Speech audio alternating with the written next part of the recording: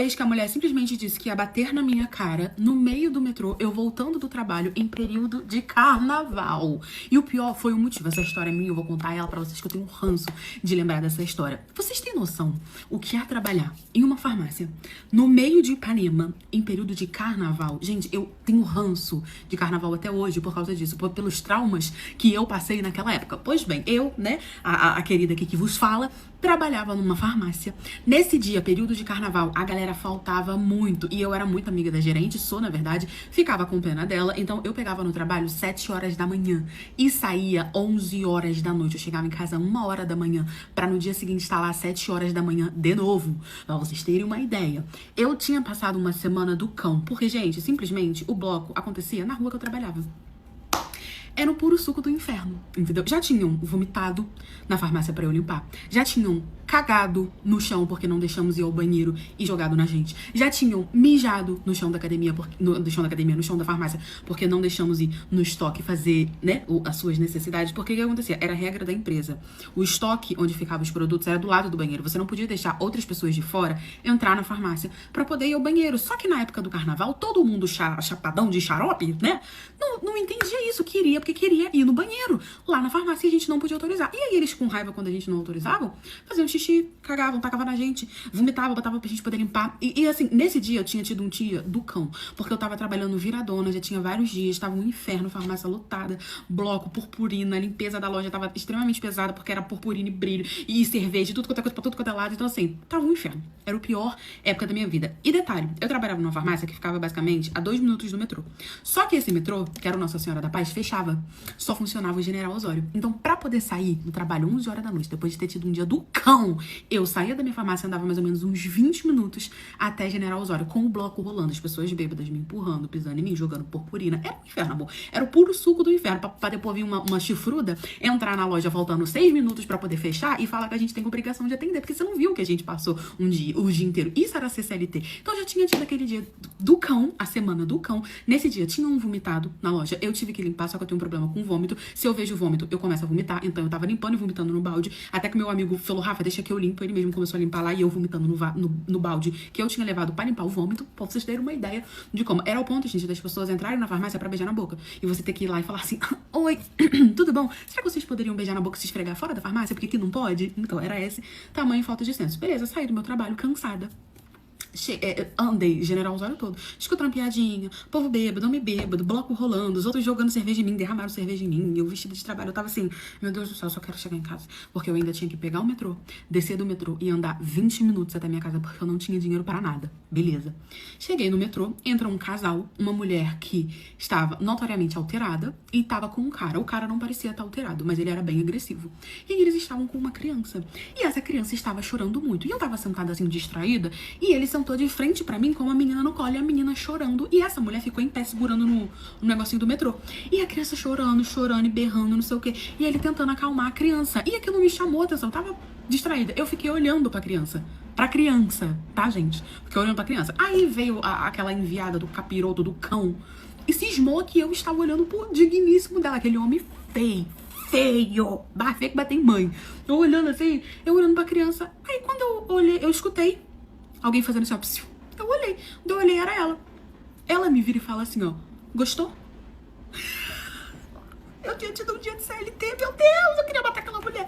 Sendo que assim, eles estavam discutindo entre si, os dois.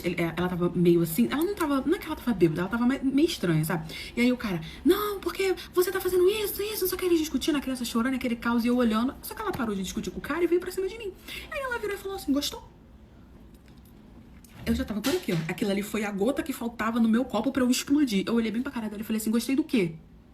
Aí ela pegou e falou assim, não, porque se você tiver gostado, eu vou dar um tapa no meio da tua cara. Gente, eu fiquei desacreditada. Ali, meu amigo, acabou pra mim, acabou minha vida. Eu levantei, Olhei bem pra cara dela e falei, então você bate aqui na minha cara. Cheguei bem pertinho da cara dela, bate aqui na minha cara. Sabe por quê? Porque pra você bater na minha cara e ficar por isso mesmo, você vai ter que ter 2 chanaínas no meio da sua perna. Porque você vai ter que ser mais mulher que eu. Então estou aqui, eu quero que você bata na minha cara. Fiquei olhando pra cara dela assim. Acho que ela pensou, meu Deus. Porque imagina uma pessoa cansada, exausta da semana toda, trabalhando o dobro do que você trabalharia, aturando coisas que você não tava aguentando mais, carnaval, aquele inferno, pra vir uma pessoa aleatória no meio da rua e falar que ia dar na minha cara. Porque eu tava olhando pra criança que tava chorando e eles estavam fazendo escândalo. Tava todo mundo olhando. Ela me pegou pra Cristo. Porque provavelmente eu era mulher, eu era nova, tinha 19 anos, tava ali olhando. Me pegou pra Cristo. Aí ela viu que eu era cagareadora. Eu falei, eu quero que você bata na minha cara. Bate na minha cara. E eu olhando, já nervosa, me tremi. Gente, eu me tremia todinha. Ela, não, que não sei o que, porque você tá olhando. Eu falei, bate na minha cara. Eu quero que você bata na minha cara. Aí ele se meteu. Para com isso, que não sei o que. Você tá perturbando a menina trabalhando. Vai ser eu que vou dar na tua cara, que não sei o que. Sei que eles começaram a discutir. Ele, vamos embora, vamos embora. Puxou a mulher. Eles saíram do metrô. Ela foi embora. Aí eu sentei calmamente e voltei pra minha casa. Eu queria que ela tivesse batido na minha cara. Era só isso que eu queria, que ela tivesse batido na minha cara. Tá achando o quê? Que eu sou o quê? Uma cachorra? Alguma safada pra poder ficar ameaçando e bater na minha cara? Minha mãe não bate na minha cara, mas a fulaninha da rua ia. Ia assim. Eu descobri que a minha esposa tava sustentando um macho pela internet porque ela tinha um macho que sustentava ela pela internet também. E só eu não tava sendo sustentado por ninguém. Nesse relato, nós somos um macho muito bem que vem vingado, né? Vou contar pra vocês como que eu resolvi essa situação. Vamos contextualizar. Quando eu conheci minha esposa, ela era uma mulher muito tranquila, sabe? Ela era da igreja. Vocês acreditam que ela era da igreja? Então, outra igreja, tranquila, né? Eu não era da igreja, eu era do mundo, mas eu conheci o pai dela. Então, eu acabei me apaixonando por ela, assim. Eu acompanhava ela na igreja vez ou outra, mas eu realmente não era, não seguia como ela. Resolvi começar a namorar com ela, muito dedicada à igreja. Nós nos casamos. Depois que nós nos casamos, aquela mulher mudou da água pro vinho. Eu acho que ela só era da igreja por causa da família dela, tá? Depois que a gente se casou, ela resolveu sair da igreja e eu falei, tudo bem, né? Eu era o provedor da casa, trabalhava igual um chifrudo, literalmente, um condenado. Trabalhava muito pra poder não deixar faltar nada. A gente não tinha, assim, uma casa, né, luxuosa, mas tinha tudo direitinho, tudo bonitinho, né? Tudo bem. Eu dei um telefone pra ela, porque nem telefone ela tinha. E eu acho que essa foi a minha desgraça, porque desde que eu dei o telefone pra ela, foi quando eu comecei a ganhar os meus chifres. Por quê? Ela começou a fazer umas amizades fora do mundo, fora da igreja, do mundo, no caso, né? Porque antes ela só tinha ali a galera da igreja. Depois que ela saiu da igreja, a gente começou a passear, né? Ela começou a sair, conhecer a vizinhança, até porque a gente foi morar em outro bairro, longe da família dela. Ela começou a conhecer as pessoas e ali ela começou a fazer umas amizades, e essas amizades apresentaram pra ela a internet, que ela não sabia nem o que era direito. E ela começou a conhecer muito bem, né? Conforme o tempo foi passando, eu comecei a perceber que ela tava cada vez mais afastada de mim. Ela tava cada vez mais no telefone. E ela tava aparecendo com umas coisas novas que eu não tinha comprado pra ela. E ela não trabalhava. E aí ela começou a reparar que eu estava reparando que ela estava com coisas novas e que não tinha sido eu que tinha dado. E as desculpas que ela me dava é que, às vezes que você me dá dinheiro eu guardo um pouco, então eu comprei com esse pouco que eu guardo. Só que às vezes eram coisas muito caras, sabe? Era tipo assim, um perfume que custava R$800, uma roupa que era uma marca, que eu sabia que uma roupa naquela marca ali não era por menos de R$800. E eu comecei a achar estranho. Falei, gente, eu tô dando tanto dinheiro assim pra ela. E comecei a perceber se eu tava e eu não tava. Realmente eu não tava. E aí eu comecei a reparar outra coisa também, que eu ia dormir e ela ficava na sala, mexendo no celular. Ficava de cochicho com a amiguinha. Tava na casa dessa amiga o tempo todo, entendeu? Tava de papinho no celular o tempo todo e nunca deixava eu ver. Colocou senha no telefone e tudo. Não falei nada. Fui ficando quietinho. Ela começou a reparar que eu tava reparando, porque ela se distanciou de mim e eu também. Fui ficando no meu canto só observando, né? Gostava muito dela, gostava muito da família dela, mas queria ter certeza antes de sair acusando ela de alguma coisa, né? Até porque pra mim ela era uma santa. Saiu da igreja, mas continuou sendo uma santa, apesar de que tava vivendo ali no mundo. Pois bem, como ela viu que eu tava reparando, ela começou a fazer doce. Começou a fazer doce, falando que queria criar, ser empreendedora, que ela queria vender os doces dela, que ela queria ter o dinheiro dela, que eu não sei o quê. E eu super apoiei, né? Fui meio que deixando de lado essa história, falando, coisa da minha cabeça, ela inventou esses negócios de doce. E eu fui apoiando. Então eu meio que não tinha controle, porque eu ajudei a princípio e depois ela foi levando sozinha. E eu não tinha controle o tanto que ela vendia, o tanto que ela fazia, se ela ganhava bem ou mal, não sei o quê, porque o dinheiro dela era pra ela e o dinheiro meu era pra casa, pra gente, né? Vez ou outra ela ajudava com algumas coisas, mas eu não cobrava isso dela. Então eu meio que perdi o controle dessa parte financeira dela. Só que aí eu comecei a reparar que ela tava cada vez mais no telefone e aquilo me incomodava muito, por mais que eu tentasse esquecer, aquilo ali me incomodava muito. E aí, um belo dia, eu aproveitei que ela tava assim, disposta, né? Ela foi desbloquear o telefone dela e eu vi a senha do telefone dela, era tipo 4 números, coisa boba, gravei. Esperei ela dormir, a donzela tinha um sono pesado e peguei o telefone dela. Quando eu peguei o telefone dela, corri pra dentro do banheiro, fiz o que todo homem sensato faz, né? Corri pra dentro do banheiro e comecei ali a olhar o telefone dela todinho e tal, e descobri. Gente, a minha esposa tinha vários amantes. E eram amantes de internet. E eram amantes novos. Ela gostava de novinhos, tudo assim, 18 anos. Mas garotos sem juízo, que não tinha dinheiro pra nada. Ela gostava desses aí, meu amor, porque ela queria sustentá-los.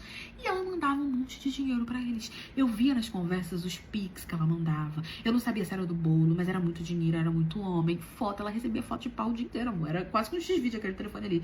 E eu não entendia de onde ela tava tirando dinheiro pra poder sustentar tanto um homem. Ela tinha uma rede social na qual ela postava foto extremamente sensual, com outro nome, outro sobrenome, que ninguém, tipo assim, não mostrava muito o rosto, sabe? Eu mesmo quase não reconheci, só vi porque, né, eu conheci o corpo da minha esposa. E ali eu vi tudo. Ela tinha vários amantes. E eram amantes, assim, de internet, não eram amantes pessoalmente. Ela nunca tinha visto eles pessoalmente pelo papo que eu tava vendo. Então era Gaia virtual. Só que aí, eu fiquei muito revoltada, obviamente. Comecei a pensar, não, tá estranho, de onde tá vindo esse dinheiro? E comecei a procurar mais. E aí eu achei uma conversa e vi que ela tinha um amante, que era um amante que ela conhecia presencialmente e que esse amante tinha conhecido ela das redes sociais e esse amante tinha muito dinheiro e ele dava muito dinheiro pra ela. Quando eu vi as transferências do Pix, eu fiquei assustada. Ela tava ganhando, tipo assim, vamos pôr 10 mil aí por semana tranquilo. Ele tinha muito dinheiro e tinha feito ela de amante. Ele também era casado, ela falou que também era casado, eu vi tudo. E aí era assim que ela tava sustentando os homens. Eu falei, tranquilo, eu trabalhando igual um desgraçado. Falei, tranquilo então. Criei um fake pra mim. Não falei nada. Fiz o Frozen, deixei pra lá, botei o celular dela no lugar, gravei o nome do perfil, fiz um fake pra mim, botei umas fotos bem assim que ia chamar a atenção. Ela me aceitou, assim, que o perfil dela era privado, assim que eu pedi, ela me aceitou. E aí eu comecei a conversar com ela, né? Virei um amante, demorou uns 3 meses, eu aturando isso, sabendo que ela tava me traindo, principalmente com o amante presencial, né? Que eu trabalhava quando não tava trabalhando, quando eu tava trabalhando, ela tava sentando na vara, né? E aí virei o amante virtual dela e comecei a pedir cada vez mais. Não sei como, eu sei que eu fiz ela ficar louca pelo meu amante, pelo meu perfil, né?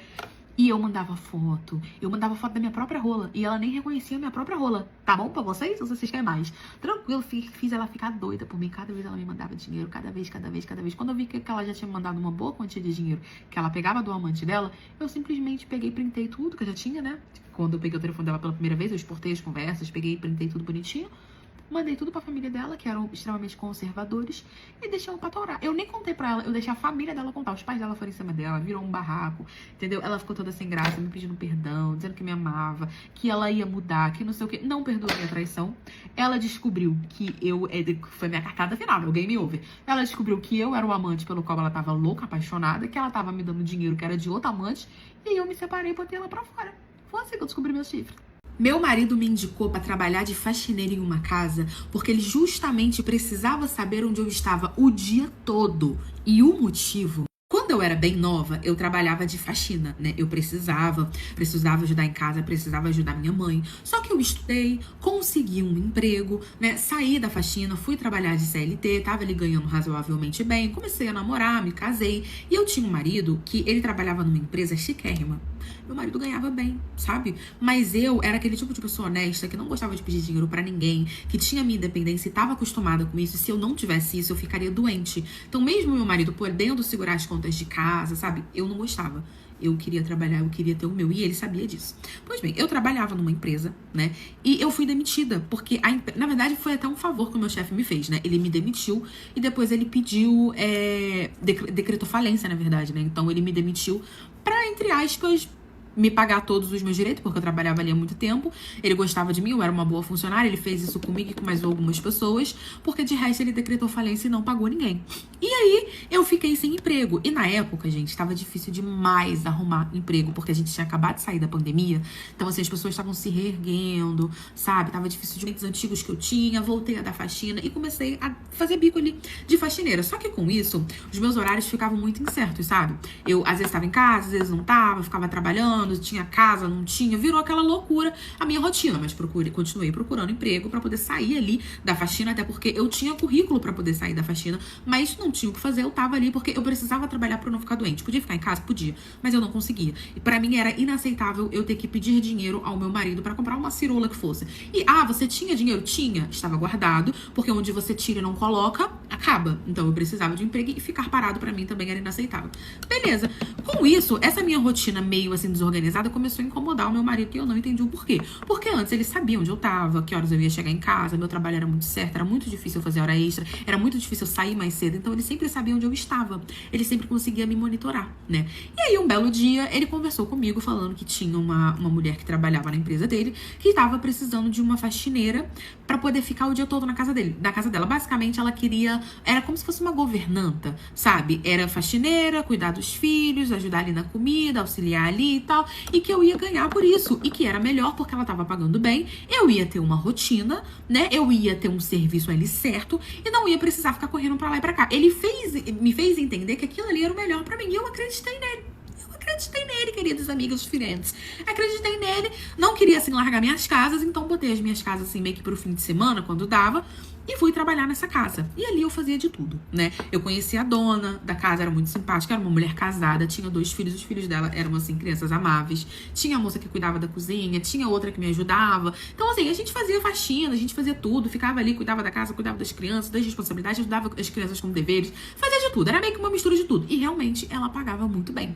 Beleza. Até que um belo dia, já tinha mais ou menos uns 2 meses que eu tava trabalhando lá, quando a dona da casa chegou pra mim chorando muito, assim, e pediu pra conversar comigo. Porque nesses 2 meses a gente tinha se aproximado, sabe? Às vezes que ela tava em casa, eu sempre ajudava, ela conversava comigo, e ela acabou que gostou de mim. Ela começou a gostar de mim, se apegar a mim. E aí ela pediu pra conversar comigo. Na época eu achei até que ela ia me demitir e tal. A gente foi pro escritório dela e ali ela começou a falar e começou a me pedir perdão, principalmente. Ela falou, olha, me perdoa. O que eu vou te falar aqui, eu sei que a gente vai perder você como funcionária. Eu não sei o que falar, eu não sei o que fazer, mas eu preciso te contar porque eu não tô aguentando de culpa, né? Eu não tô conseguindo viver com essa culpa. Eu já terminei com ele, mas eu preciso te contar. Quando ela falou, eu já terminei com ele, aí eu já olhei e já entendi que era alguma coisa relacionada ao meu Jurandir. E ela falou, olha, eu sou amante do seu marido. Já tem mais ou menos 3 anos, nós trabalhamos juntos. Ele colocou você aqui pra trabalhar comigo porque ele precisava saber onde você tava e ele não viu solução nenhuma de você arrumar um emprego onde você tivesse uma rotina e de que ele saberia que você tava ali naquele emprego, né, naquele horário, que aquele era o seu horário de trabalho, porque na maioria das vezes ele tava comigo. A gente ia pra motel, às vezes eu ia pra sua casa, né, eu não conhecia você. Então, assim, eu sou uma mulher casada, você sabe, meu marido sabe que eu traio ele realmente não se importa. Ele também tem vários amantes, nós temos muito dinheiro, então isso aqui, essa fidelidade que vocês têm, vocês pobres, falou, vocês pobres tem, aqui não entra. Então, assim, ele sabe que eu tenho os meus amantes, você, se quiser, pode contar pra ele, mas sinceramente não vai fazer diferença. Mas eu queria te contar, porque ele trai você comigo já tem um tempo, e foi justamente por isso que ele colocou você aqui. Porque ele queria que você tivesse uma rotina, porque ele sabia que nos momentos que você tivesse comigo, nos momentos que ele tivesse comigo, você estaria na minha casa, porque eu não teria se você saísse mais cedo, eu que tinha que te liberar, se você chegasse mais tarde, eu que tinha que te liberar, então eu era sua patroa e era amante dele, ele juntou o útil ao agradável, você estava trabalhando aqui, e com isso ele conseguia te monitorar e saber exatamente onde você estava, e com isso você não queria pegar traição.